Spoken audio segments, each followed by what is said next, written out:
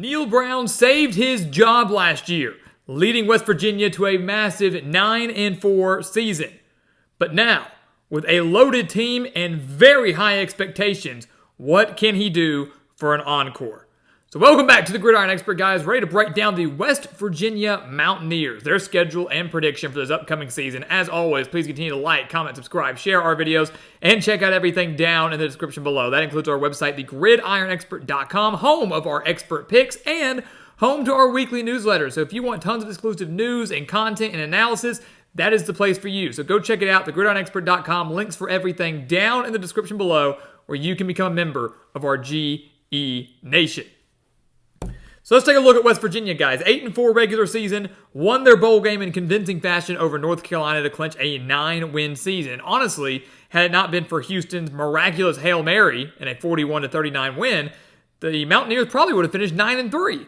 So honestly, a very, very good team last year, and this year has the opportunity to be even better. 8 starters are back on the offensive side of the ball. 3 players last year for West Virginia rushed for at least 700 yards. That includes their quarterback in Garrett Green, who threw for over 2,400 yards, 16 touchdowns, and just 4 interceptions. Very good at taking care of the football, very dangerous on the ground. You've got Jaheim White returning after rushing for over 800 yards, and C.J. Donaldson returning with 798 yards and 11 rushing touchdowns. This offense was so balanced last year. 206 passing yards per game, 229 rushing yards per game. And a major reason for their offensive success on the ground was, yes, because of the talented running backs they have, because of the dangerous dual threat quarterback they have, but because of how good their offensive line was. The offensive line only allowed 10 sacks last year. And obviously, Green's mobility helps with that. Now they return 113 career starts up front on the offensive line, and they return 4 of their top 5 pass catchers from last year, including their star tight end in Cole Taylor. This offense is going to be dangerous once again in 2024. The defense, very strong as well. 5 starters are back on that side of the ball, gave up over 26 points per game, 144 rushing yards per game, and 237 passing yards per game last year. It's not the best stats in the world, but not bad either.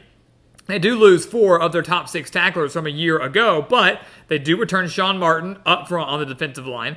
Anthony Wilson is back anchoring the secondary, the number 2 tackler on the team just last year, and the linebacking core. By far, the strength of this West Virginia defense. They are loaded in the middle of the defense here. The 2022 FCS Big South Defensive Player of the Year, Ty French, comes in to Morgantown, 34.5 sacks during his time at Gardner-Webb. Josiah Trotter is going to be the anchor of that defense in the middle there at linebacker, returning after an injury he suffered last year. This front 7 for West Virginia is going to be very, very strong. You pair that with a dangerous offensive team, especially on the ground, and the sky is the limit for the Mountaineers. The question is, can they get to the Big 12 championship game and reach some lofty goals and lofty expectations that have been set by the fan base? You take a look at the schedule. West Virginia opens up at home against Penn State. They lost to the Nittany Lions 38-15 last year. We're outgained by 170 yards. And you look at this game, it's going to be rocking. Morgantown is not an easy place to play. We know that.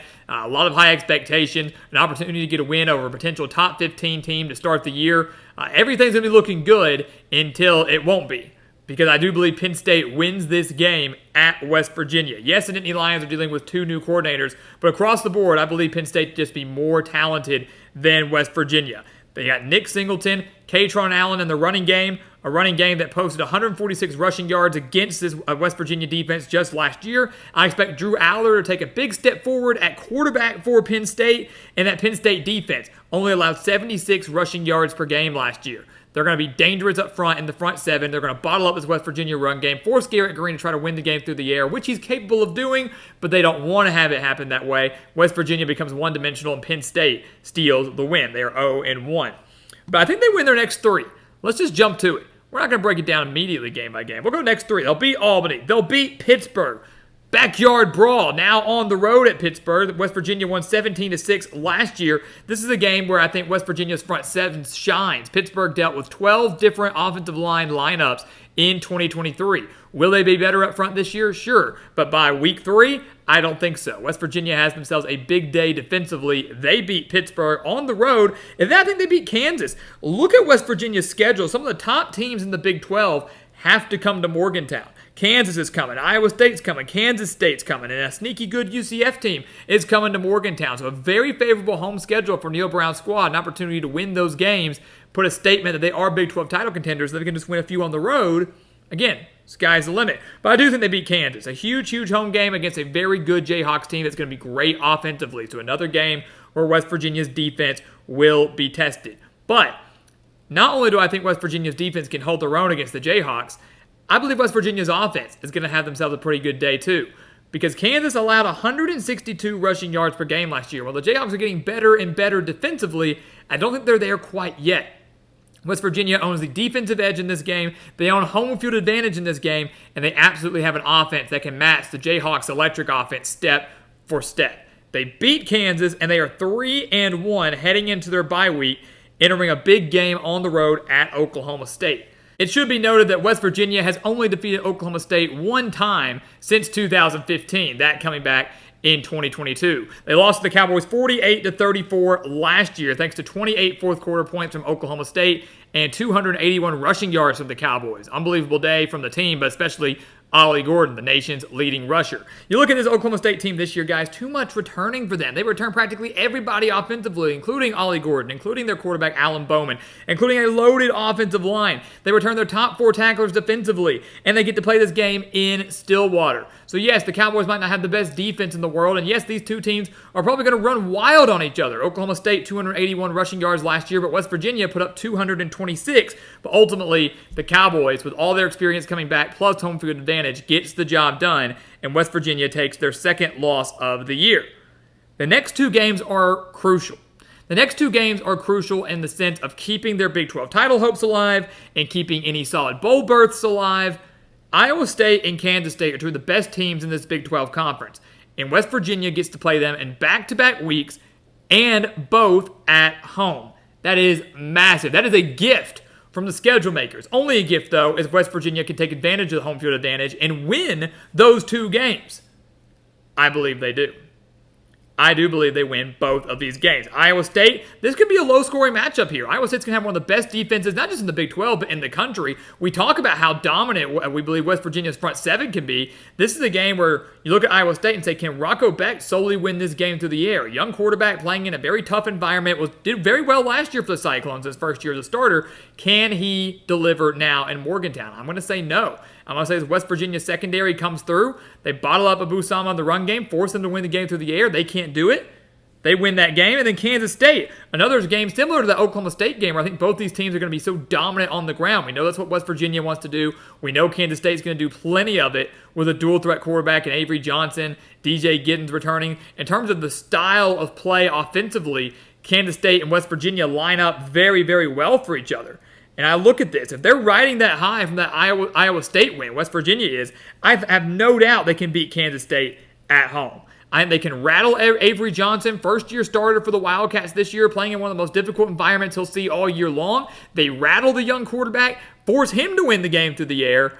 He can't do it. And West Virginia wins back-to-back games against two of the best teams in the Big 12. That's how you do it right there. Now they're 5-2 heading on the road to Arizona. Here's a game that will test the secondary. So we've talked about this front seven a lot. Can they bottle up Iowa State's run game, Kansas State's run game, Oklahoma State's run game, all these different run games that they're gonna face. Penn State's gonna have a good one, Kansas will, but now you got Arizona, who's gonna have a solid run game, but they don't want to run entirely. They want to throw with Noah Fafita and Tetaroa McMillan and a new coach in Brent Brennan, who I think is not going to hold anything back. I think they're going to go out there and just sling it. Got nothing to lose. High expectations in Tucson, but lost a little bit of momentum when Jed Fish jumped ship. So let's just go out there and see what we can do. And now they've got to go all the way out west. The longest regular season road trip for West Virginia, furthest west, I should say, since they played at California back in 1975. So a very rare road trip for the Mountaineers, at least that far out. Now, I'm going to pick Arizona to win this game. Arguably the first true test for West Virginia's secondary. Yes, Jalen Daniels is good. Yes, Alan Bowman is good. Yes, Drew Aller might show improvement. But in terms of a team that's going to probably have the best passing attack, Arizona, out of the teams West Virginia has faced to this point, probably going to have that. And I'm not sure the secondary is going to be entirely ready for it. Give me the Wildcats at home in Tucson to take care of business. And West Virginia is sitting at 5-3 heading into their bye week, heading into the month of November. That's obviously not ideal. 5-3 for a lot of people would view it as a disappointment. Maybe not Big 12 title caliber like maybe people think in the preseason, but you look at what they've got those final 4 weeks. All 4 of those games are extremely winnable. Every single one of them. At Cincinnati, back-to-back home games against Baylor and UCF, and on the road at Texas Tech. I think they're going to cruise past Cincinnati. They beat the Bearcats by 21 last year, had 634 yards of offense against the Bearcats. I expect another big offensive day for the Mountaineers this year. Cincinnati going to improve and will flirt with the bowl bid, but even in Nippert Stadium, not going to have enough to slow down West Virginia. They win that. They cruise past Baylor. Yes, they only beat Baylor by 3 points last year. And yes, Baylor brings in tons of transfers and will be drastically better this year. But they outgained Baylor by 185 yards just last year. 519 yards to 334 yards. A very weird game at the end of the season for the Mountaineers. They don't make mistakes again like they had last year. They beat Baylor, and I think they beat them rather convincingly. Now they got 7 wins. They stay at home and take on UCF, another good offensive team. I like this UCF team. They were better than their 6-7 record showed. They've got a lot of talent coming in. KJ Jefferson, RJ Harvey, some great wide receivers, underrated defense, all these things. But it's senior day in Morgantown. Come on, man. We talk about the strength of this home field advantage, how good we believe West Virginia can be at home, and how good we think they are at home. UCF's not going to be the team to come in here and spoil senior day. It's just not going to happen. It's a fun offensive game, but last year, West Virginia took care of business in Orlando, winning 41-28, plus 3 in the turnover margin. They forced a couple mistakes out of KJ Jefferson again this year. Obviously, KJ Jefferson's new, but they forced some mistakes out of UCF this year. Win that game. They've got 8 wins. They matched last year's regular season win total. Can they eclipse it by beating Texas Tech on the road in the season finale? We say no. We say no. We think they lose to the Red Raiders. Prior to last year, Texas Tech had won 4 straight over West Virginia. Last year's game was a weird game for sure. They escaped by a touchdown. But I look at Texas Tech now. Lubbock, that's not an easy place to play. Not as difficult as Morgantown, but not easy. And if the Red Raiders can stay healthy, the sky's the limit for them. They were supposed to be, some thought, Big 12 title dark horses last year and fell way short of that. Maybe it's just delayed gratification. The Red Raiders are going to be better than you think if they can stay healthy. And we're not going to predict injuries here. So I believe the Red Raiders will be healthy. I believe Baron Morton has a great day through the air going up against his West Virginia secondary. That's not bad by any means, but maybe not as strong as that front 7. Taj Brooks rushed over 1,400 yards last year. He'll have a pretty solid day on the ground. Senior day for Joey McGuire's squad. They come through. They deliver. West Virginia falls, but finishes the year at 8-4. Another 8-win season. Another shot at a 9-win season if they can win their bowl game. Considering the state of West Virginia football at this time last year, the uncertainty at this time last year, with many thinking that the Mountaineers were probably going to fire Neil Brown or that he was on his last leg, winning 8 games 2 years in a row would be one heck of an accomplishment. Some would view it as a disappointment. I view it as an accomplishment. Maybe you think they can snag a win over Texas Tech. Maybe over Arizona. Those are probably the 2 most likely losses that could turn into wins. I just don't see it right now. I think the ceiling is 9-3 for West Virginia. That's what I think they could get to. We're going to have them at 8-4. Another solid year in Morgantown, but many within the fan base may not think the same. So guys, as always, thank you so much for watching us here at the Gridiron Expert on YouTube. Make sure to continue to like, comment, subscribe, share our videos, and of course, check out everything down in the description below. That includes our website, thegridironexpert.com. Home to those exclusive newsletters, home to those expert picks. Do not miss out on those. We want you to take advantage of them. Sign up for those today to become a member of our GE Nation. And once again, as always, thank you so much for watching, and we'll see you next time right here on the Gridiron Expert. Yeah.